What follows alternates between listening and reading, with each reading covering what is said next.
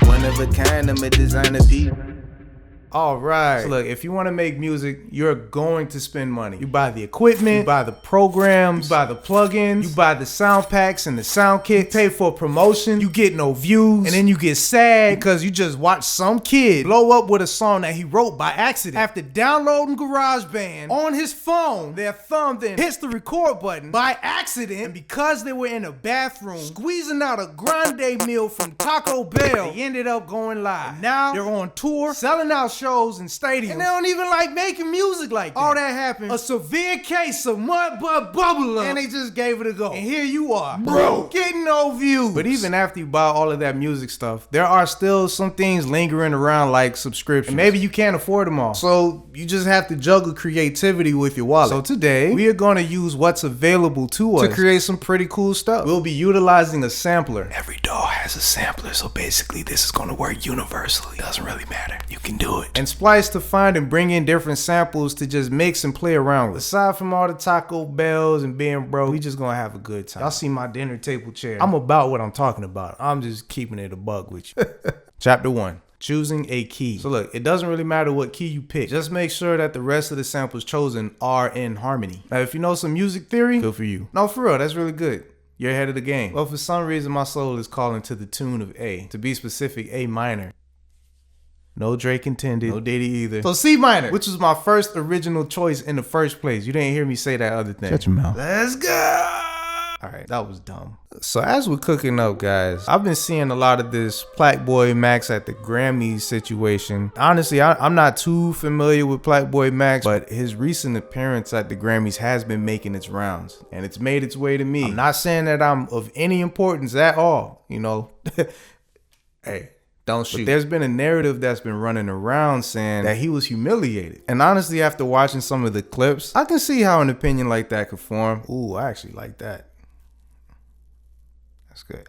However, he made it to the Grammys. And look, it was a direct invite from the Grammys to the Grammys. It wasn't some let's sneak into the Grammys with a fake security card license. It wasn't on some I'm just here in the proximity of somebody who got invited, but really just on the strength of him just being himself. And yeah, he did have a little bit of a breakdown, as I think any normal human being would after being curved, sidestepped, unrecognized, mistaken as the help by some of the more established figures in that industry, or just being ignored because maybe some people just didn't think he deserved the right to be there. And in all honesty, if they told him to be there, then he deserved and had every single right to be there. You know what I mean? But after being disrespected, I think he bounced back.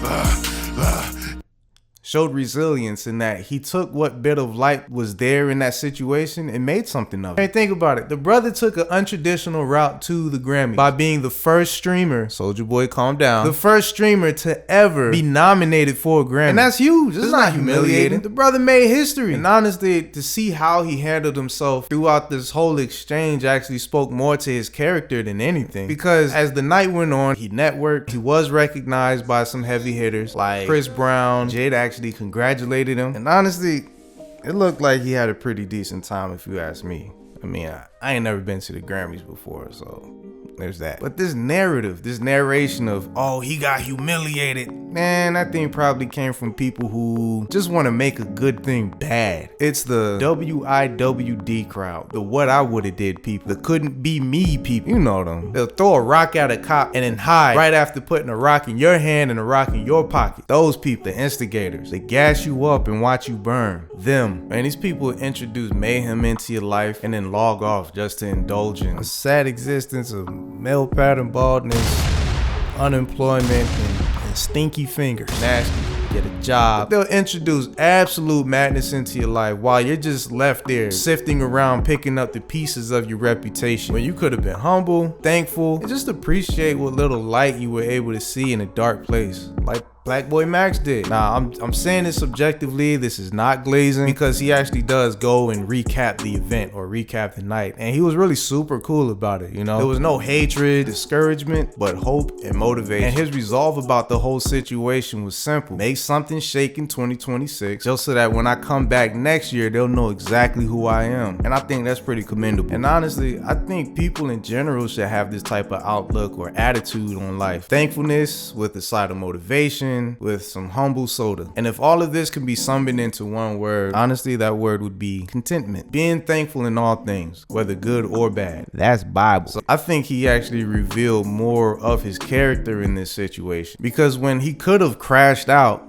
he actually ended up doing the exact opposite. This man could have took the rest of the night and threw the biggest pity party of all time. I mean, the celebrities were already there, and he could have took the night and then just shined light onto himself. But instead of doing that, he took time to give shout outs and give credit to other people. He didn't have to do that, but that's what he did. He's a real one. And honestly, that's just excellent in my opinion. You can say that he was humiliated, but let's be real. Who streamed their way into the Grammys? I don't know, that's a win to me. Now look, I know, the Grammys though, I get it. The Grammys suck. Who cares about the Grammys, right? Especially this one. They're out of touch, too political, people's not showing up, or they was disinterested. You got the mega rich kicking illegals off of their stolen land while telling everyone else that no one is illegal on stolen land. It was great.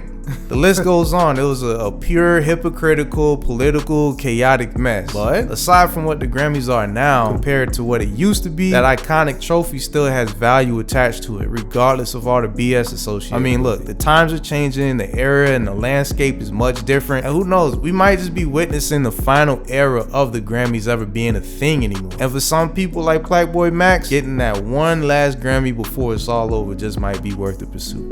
Who knows? Humiliated?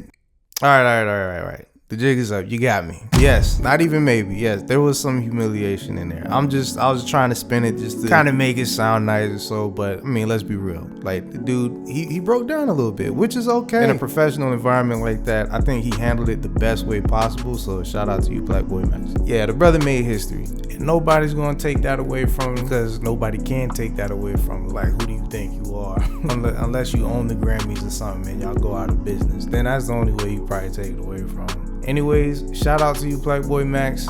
Also to my viewers, leave a like and a comment of a heart, just so that I can know that it's real. Also, let me know what you thought of this video's format. Was the commentary too much? Was it too little going on? Should I separate the beat making videos from the commentary? Should I keep it together? Let me know. I really want to know. I'm just playing. Anyways, this has been Cold Beats with a 5 at the end. God bless. I hope you all have a wonderful day. Wise words of the day: no one owns their body, because when you die, you can't even take that with you. One of a kind, I'm a designer piece.